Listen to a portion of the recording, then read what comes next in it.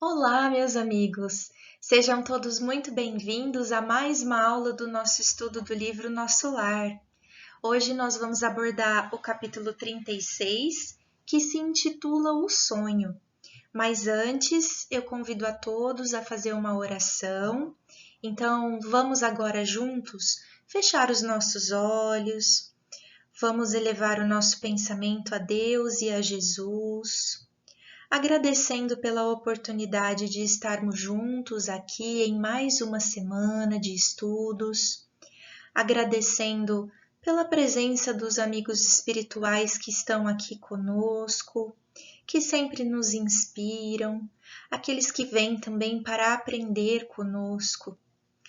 Que esses ensinamentos então sejam dissipados a todos aqueles que abrem os canais para recebê-los, fazendo com que o conhecimento, então, atinja cada vez mais indivíduos em todos os planos evolutivos e em todas as dimensões possíveis, para que assim nós possamos elevar cada vez mais a nossa vibração e contribuir para vibrações melhores que rodeiam todo o nosso planeta. Que todos nós tenhamos, então, uma boa aula com muitos aprendizados. Que assim seja. Bom, pessoal, esse capítulo 36, ele vai se iniciar ainda com o André Luiz lá nas câmaras de retificação.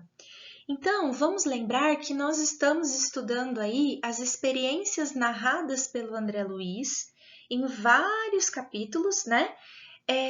Porém, ele ainda está contando as experiências vivenciadas no seu primeiro dia de trabalho nas câmaras de retificação. Então, com isso, a gente pode já observar como é rico, né, essa experiência do trabalho, o tanto de coisas que ele aprendeu em um único dia, que ele pôde observar, que ele pôde concluir em um único dia de trabalho. E é por isso que o trabalho realmente é uma ferramenta de movimentação sempre para a evolução. Nós sabemos que nada pode ficar parado. Então, nós temos que estar sempre trabalhando para nos desenvolver cada vez mais, tá? Então, vamos guardar um pouquinho essa questão do trabalho, da importância do trabalho, e no final do capítulo nós vamos voltar nessa abordagem. Mas um ponto interessante aqui é que, dentre todos os capítulos do livro, quantos capítulos então foram dedicados exclusivamente à narração das experiências desse primeiro dia de trabalho? E é aqui que a gente se encontra então agora, né? No final deste dia de trabalho, estava caindo a noite, o Tobias volta, né? Pela manhã o Tobias volta lá para as câmaras, né? Então a gente vê aqui que o André ele ficou trabalhando o dia inteiro, ele varou a noite, e aí pela manhã o Tobias chega lá, parabenizando o André Luiz, né, por todas as atividades que ele desenvolveu ali, e principalmente parabenizando pela dedicação com a qual ele desenvolveu essas atividades, se colocando numa posição já de humildade, de uma pessoa que está ali para aprender, né? Deixando de lado todos os preconceitos que ele trazia anteriormente, como médico, né? E tal. Então, ele entendeu que a medicina que ele conhecia, que era uma medicina que poderia ser aplicada para um corpo físico, material como o nosso, de nada servia para o plano espiritual. Então, André Luiz se coloca ali na posição realmente de uma pessoa que precisa aprender e com bastante humildade e dedicação ele vai e faz o melhor que ele pode. E isso já é reconhecido logo de antemão pelos companheiros. Então Tobias, quando chega ali, já chega elogiando o André, né? Parabenizando o André, falando que vai recomendar ele para o ministro Genésio pelos serviços iniciais, falando para o André que ele vai ganhar o bônus hora em dobro. Depois disso já entra Lísias com a Dona Laura, parabenizando também, Dona Laura dizendo que levou a notícia de que o André estava trabalhando com afinco, com essa dedicação lá para o ministro Clarencio, e o ministro Clarencio estava muito contente também, né, pela atitude do André. Então, assim, é tão bom, né? A gente fazer um bom trabalho e ser recompensado por isso no final do dia, e não só recompensado, mas ser também reconhecido, né? Por tudo que a gente fez com a nossa dedicação, né? No final desse dia. E aí, então, André realmente é convidado para o descanso, tá? Então, ele trabalhou e agora ele precisa repousar. Esse é um ponto também muito importante para nós. Nós vimos que o trabalho, ele é a movimentação de tudo no mundo, né? Ele é o que faz a gente se sentir útil. E sem ser útil, você também não evolui, você estagna, né? Você estagna e você literalmente apodrece ali naquele local. Isso funciona com tudo que é material na natureza. E nós temos corpos materiais. Então, nós precisamos estar sempre trabalhando. Porém, nós precisamos fazer o trabalho com um equilíbrio, porque o nosso corpo precisa do descanso. E lá no plano espiritual, aonde o André Luiz estava, vocês se lembram que ele se encontra ainda muito materializado em uma colônia muito materializada também, onde os espíritos, no grau de evolução que estão, precisam pegar veículos para se locomover, né? Então, naturalmente, que neste estado de materialização naquele momento, ele, com o seu corpo perispiritual, precisa também descansar. E aí, então, André Luiz vai descansar. E aí acontece, então, algo muito interessante. André Luiz começa a sonhar. E aí, pessoal, para montar essa aula, eu li o livro, né? Claro, fui buscar algumas questões no livro Consolador, no livro dos Espíritos, né? A gente sempre busca outras pessoas falando da doutrina. E eu percebi, assim, que muitas pessoas colocam isso como um ponto bastante curioso. André Luiz, então, sonha? O espírito sonha? Como que funciona isso daí, né? O espírito entra em sono e começa a sonhar? Bom, então, no livro dos espíritos, da questão 400, né, para frente, a gente tem ali no capítulo 8º toda uma explicação sobre sono e sonhos, tá? E nós vamos falar um pouquinho sobre isso antes de entender qual foi esse fenômeno que aconteceu com André Luiz. Nós não podemos confundir sono com sonho, ok? Então, o sono, ele é um estado de desligamento parcial da mente para deixar o seu corpo físico em repouso, seu corpo material, né, tridimensional do encarnado em repouso, para que a gente possa então recuperar as nossas energias. Então, o nosso corpo material, ele precisa de nutrientes e ele também precisa de repouso para que ele possa ir funcionando. Isso é sono. Então, todos nós precisamos dormir. Um ser humano, se eu não me engano, o último recorde que eu vi de pessoa que ficou sem dormir, a pessoa quase conseguiu ficar ali 5 dias sem dormir, mas ela faleceu, obviamente, tá? O corpo, a máquina, entrou ali num curto-circuito e a pessoa realmente perdeu a capacidade de manter funções orgânicas. Então, a gente pode já ver a partir disso que André Luiz, ele não foi necessariamente dormir, ele não entrou num estado de sono, sono como o nosso.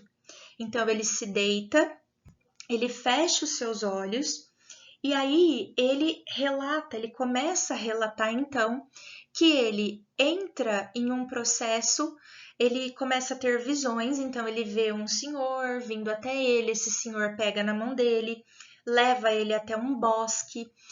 Nesse bosque ele narra, né, as belezas naturais do local, como se fossem também narrações assim, belezas indescritíveis, tá? Então, sentindo toda aquela emoção envolvendo, e aí de repente ele começa a ouvir uma voz. E quem que está ali com ele? A mãe dele. Então, vamos lá para o nosso tópico principal. André Luiz não estava dormindo. Um espírito, por mais por mais materializado que ele seja, e por mais que o nosso perispírito tenha órgãos que nós não sabemos ainda como é, e exista toda então uma fisiologia perispiritual que a gente aqui na Terra não conhece até agora, mas o perispírito ele não precisa dormir como o ser humano encarnado dorme. Então, a fisiologia perispiritual desse corpo material do perispírito, ela é muito diferente do corpo material que a gente tem enquanto encarnado. Então, provavelmente, eu falo provavelmente porque isso não fica ainda muito claro, né?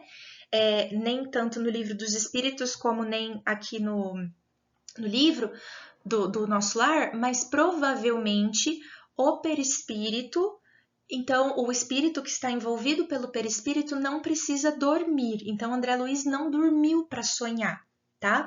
Mas ele fecha os olhos, ele descansa, porque ele se sente cansado, e aí ele até fala uma frase muito interessante, né? Que ele se recolhe agradecendo a Deus pela bênção de ter sido útil. Finalmente ele foi útil, né? Ele deixou de ser aquela vítima, aquele espírito sofredor que estava se recuperando de todas as lesões que ele causou a si mesmo enquanto encarnado e passou agora a ser um trabalhador. Então ele já estava sendo útil, né?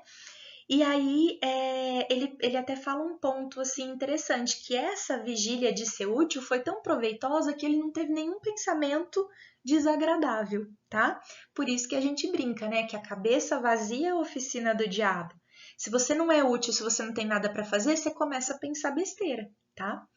Bom, aí vamos lá então. Então ele deita e ele vai entrar então num estado de desdobramento, certo? E ele começa a sonhar.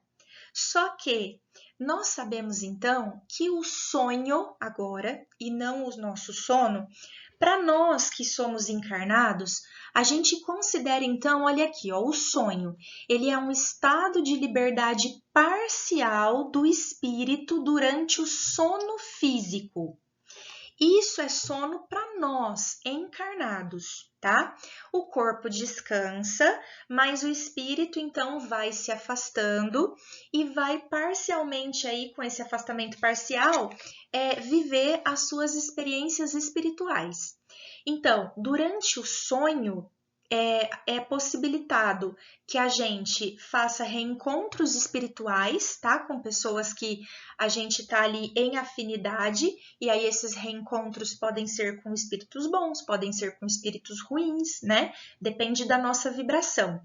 E eles são também um meio de instrução, de consolo e de aprendizado para nós.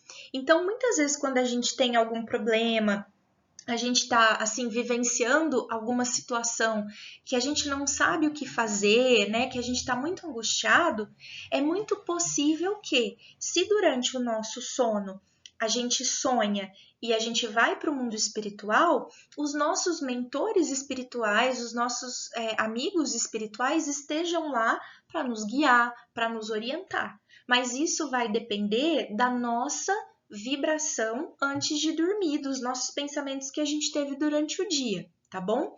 Então, nem todo sonho vai ser lembrado quando você acorda.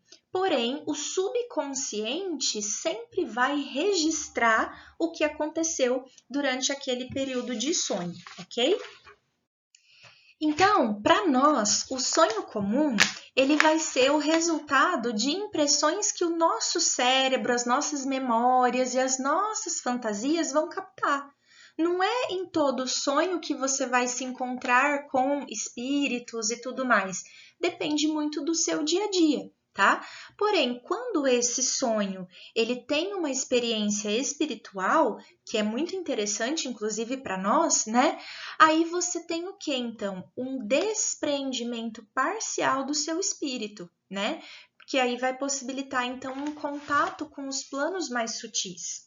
E aí eu queria ler para vocês aqui a pergunta 407 do Livro dos Espíritos, que eles perguntam assim, ó, o sono completo é necessário para a emancipação do espírito? Então, o sono completo é necessário para que o espírito possa se emancipar? E a resposta é não.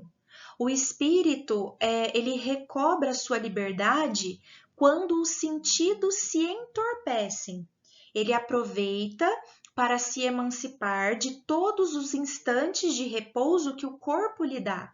Desde que haja prostração das forças vitais, o espírito se despreende, e quanto mais o corpo está enfraquecido, mais o espírito está livre. É assim que a sonolência ou um simples entorpecimento dos sentidos apresenta frequentemente as mesmas imagens do sonho. Então, para que eu estou lendo isso para vocês? Para a gente não confundir sono com sonho. Aqui ele deixa claro, o corpo físico precisa do sono para descansar, mas não é só dormindo que o espírito pode sair, pode se emancipar e pode ir para outros planos. Então, o simples estado de entorpecimento, às vezes aquele estado que você está meio entorpecido ali, mas você não está dormindo, já pode ser o suficiente para que o espírito consiga, através do desdobramento, ir para outros planos, encontrar outros espíritos e etc. E isso é importante por quê, gente? Porque foi isso que aconteceu com o André Luiz. Então, o espírito, ele não dorme como a gente dorme, mas no estado de entorpecimento, aproveitando para renovar as energias do corpo perispiritual dele, que ainda é um corpo material, né? Ele consegue, então, sair e ir para outros locais, mesmo que o corpo perispiritual dele esteja ali repousando e absorvendo essas energias, tá bom? Bom, aí o que ele faz então? Então, nesse estado de entorpecimento, ele tem um sonho, entre aspas, tá? Muito lúcido, e ele se encontra então com a sua mãe, tá? Aí ele vai narrando assim, que o sonho então que ele estava tendo não era igual o que a gente tem aqui na Terra. Tá? Então ele diz assim, ó, eu sabia perfeitamente que eu deixei o veículo inferior no apartamento das câmaras de retificação em nosso lar. O que era esse veículo inferior? Provavelmente o perispírito dele. O perispírito estava lá. O perispírito é corpo material, tá? Lembra que é corpo material, é mais sutil, mas é matéria. E aí o espírito então saiu, né?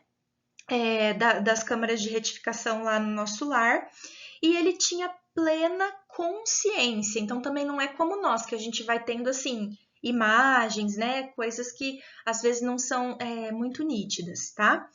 Aí ele ainda narra assim, que as noções de espaço e tempo eram exatas, eram perfeitas, tá? E a riqueza das emoções era cada vez mais intensa. E aí, então, ele se encontra durante esse processo com a mãe dele. E aí, a mãe dele vai falar algo muito importante, porque ela vai começar a falar sobre o trabalho, dando instruções para o André Luiz sobre o que ele tinha acabado de fazer naquele dia, né?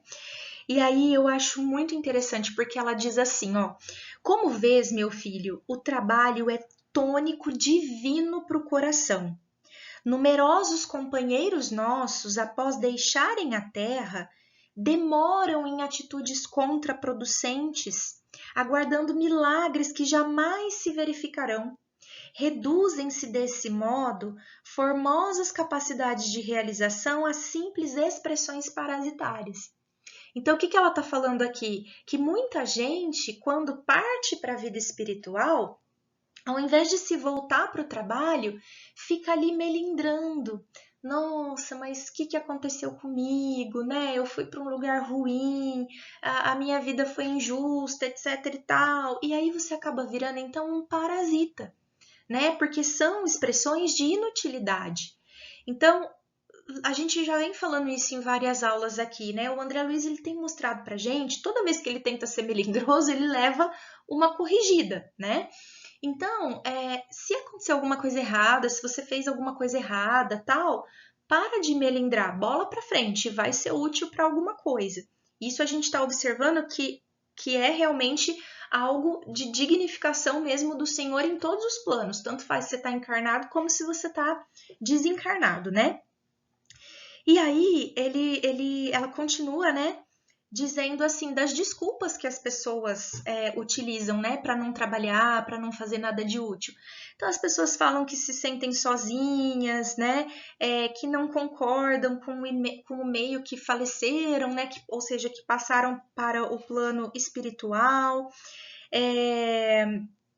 Começa assim a melindrar realmente essa situação. E isso não deve ser feito, tá bom? Bom, então, o que a gente vê até aqui, para resumir essa parte? O sono, ele é uma oportunidade diária de renovação, porque a gente pode aproveitar essa oportunidade, né? Não só para descansar o nosso corpo, mas também para fazer desdobramentos que vão caracterizar a nossa emancipação espiritual. A qualidade dos sonhos depende das nossas vibrações, dos nossos pensamentos e dos nossos hábitos. E o sonho nunca é uma fantasia da mente, mas é sempre uma porta de ligação entre os dois planos. Então, André Luiz ele vai nos convidar a valorizar o sono como momento de comunhão espiritual. Ok? E deu para entender então, né, como que foi feito esse desdobramento. Não é que o espírito tem que dormir. O espírito estava descansando e aí ele se desdobra então do próprio perispírito dele, com muito mais faculdades, com um sonho muito mais lúcido, quer dizer, não era nem um sonho como a gente vê aqui, né? Ele tinha plena consciência do que estava acontecendo, tá bom? E aí, pessoal, durante então esse processo de sonho do André, desse sonho lúcido, né? A mãe do André, ela vai colocar um tópico aqui extremamente importante, que é esse tópico do trabalho, que eu pedi para vocês guardarem, né? Isso daí. Então, ela vai começar a lembrar o André que não há alegria melhor do que você dar ao invés de receber. Bom, ela diz o seguinte, que a prática do bem exterior, ou seja, para o próximo, né, é um ensinamento e um apelo para que você consiga praticar o bem interior. Então, Jesus, ele deu mais de si para o engrandecimento dos homens do que todos os milionários da terra. E com isso ele conseguiu o quê? Então, mover massas, mas ele também conseguiu mais emancipação para a sua evolução espiritual, tá? A gente chega num momento da vida e talvez a maioria de nós hoje esteja assim: eu faço para mim e eu faço para o outro. Principalmente para aquelas pessoas que eu amo, para aquelas pessoas que estão ao meu redor. Já houve um momento da vida em que o nosso ego estava um pouco mais exacerbado e a gente só fazia para nós. Então, eu faço isso para mim. Hoje a gente está fazendo, então, né? Esperamos que sim, para nós e para os outros, de uma maneira restrita ainda, não para a humanidade inteira. Mas a gente vai chegar a um momento que a gente vai fazer muito mais para os outros. E esse momento é o trabalho marcado pela nossa evolução espiritual. Então, chega um momento que eu não penso mais tanto em mim de uma maneira egoísta, tá? Não significa que eu não preciso pensar em mim. Eu preciso cuidar do meu corpo físico, preciso cuidar da minha saúde física, mental, espiritual, mas não de uma maneira egoísta. E aí eu vou fazer muito mais para o outro, que é o que os missionários de hoje vêm para nos ensinar. Então, eles fazem muito mais pelas pessoas que estão ali com eles, ao redor deles e, enfim, do que por eles mesmos. Mas a gente vai chegar lá, né? Vamos com calma. Então, um outro ponto bem interessante que a mãe dele vai começar a elucidar aqui para ele é sobre o bônus hora. O bônus hora, às vezes, né, quando a gente pensa nisso, a gente fala assim, nossa, deve ser uma maneira de medir, né, o valor do trabalho de cada um, mas no sentido assim, eu trabalhei tantas horas, eu vou receber tantos privilégios ou tantos merecimentos. E a mãe do André, do jeito que ela coloca aqui, ela esclarece que não é dessa maneira. O bônus hora, ele é uma forma de medir realmente os seus esforços. Lembrando que nós estamos numa esfera espiritual ainda bem materializada. Então, os administradores, os líderes dessa colônia espiritual, eles precisam medir o esforço de cada espírito.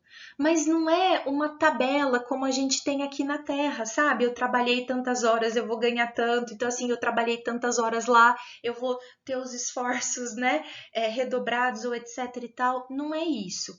O bônus hora, ele é apenas uma maneira de se medir o teu esforço e o teu grau de dedicação. Então, quando Tobias chega lá para o André, lá no início, né, no começo da manhã, elogia o André e fala assim, gente, eu vou pedir para eles te pagarem em dobro. André não vai receber nada. André está mostrando com isso para o Senhor Deus, né, a divindade, os espíritos superiores que nos coordenam, que ele trabalhou com tanto afinco e com tanta dedicação que os méritos dele não seriam os méritos de uma pessoa que vai lá e trabalha assim normal porque tem que trabalhar. Não, ele deu muito mais de si, ele colocou muito mais empenho. Então, esses méritos para a emancipação espiritual viriam dobrados, a evolução dele seria mais rápida. Esse é o ponto, entendem? Se eu estou fazendo um trabalho só por fazer o meu trabalho, vamos dizer assim, vamos pegar o exemplo aqui do mundo material. Então, eu vou lá, eu trabalho para ganhar dinheiro para pagar minhas contas. Ok, eu estou recebendo por esse trabalho? Tô. O que eu estou fazendo com isso? Estou conseguindo dar conta aqui da matéria? Tô, beleza.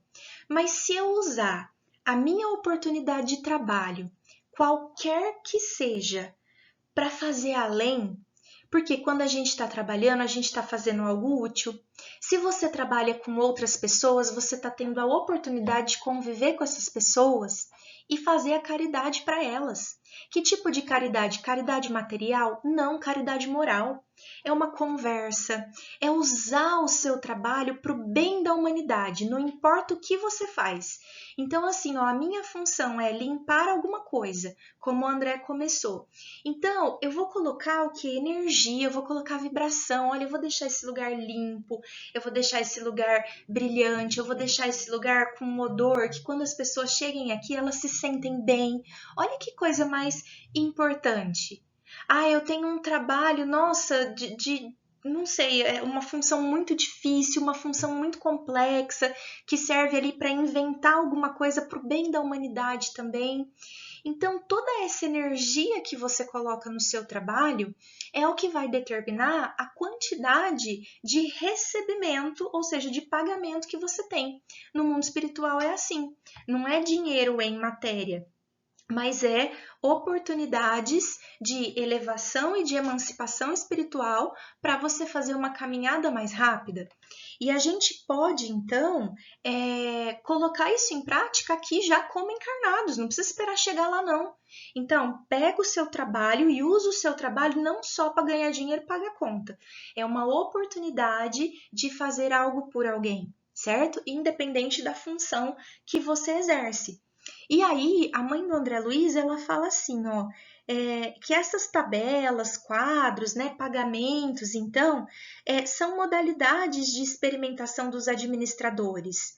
Aqui o Senhor concedeu, então, a oportunidade de cooperar nas obras da vida, né? Assim como acontece na Terra com aquele trabalhador que também ganha a sua remuneração. Mas olha o ponto aqui agora que eu separei aqui até para ler para vocês, né? Ela fala assim, ó: assim como concede à criatura o privilégio de ser pai e mãe por algum tempo na Terra e noutros mundos, o trabalho também é a oportunidade de cooperar com as obras divinas da vida. Pessoal, olha com o que ela compara o trabalho? Com a oportunidade de ser pai e mãe. Olha a importância do trabalho, a importância de ser útil, né? De você fazer alguma coisa. Então, às vezes eu escuto pessoas dizerem assim: "Ah, eu não trabalho".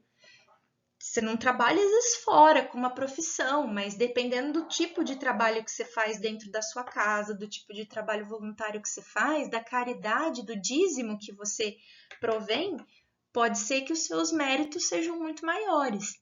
E vou deixar claro aqui, quando eu falo em dízimo, tá, pessoal? A gente pensa em dinheiro, porque o homem transformou o dízimo em dinheiro. Mas o dízimo, que seria você doar 10%, é doar 10% não de coisas materiais, não de dinheiro. Ah, eu não tenho 10% para doar do meu salário, mas é doar 10% daquilo que você tem. Então, doa 10% do teu tempo, doa 10% do teu conhecimento, doa 10% do seu acolhimento, conversando com alguém que precisa ser ouvido, só ouvindo, às vezes. Doa 10% do teu tempo orando para o bem do planeta. Essa é a caridade moral, que é muito diferente da caridade material, certo? Então, de qualquer forma, se eu tenho condição de poder fazer a caridade material, faço, ótimo, mas se eu não tenho essa condição, eu tenho que fazer a caridade moral, e essa não vai me custar, né?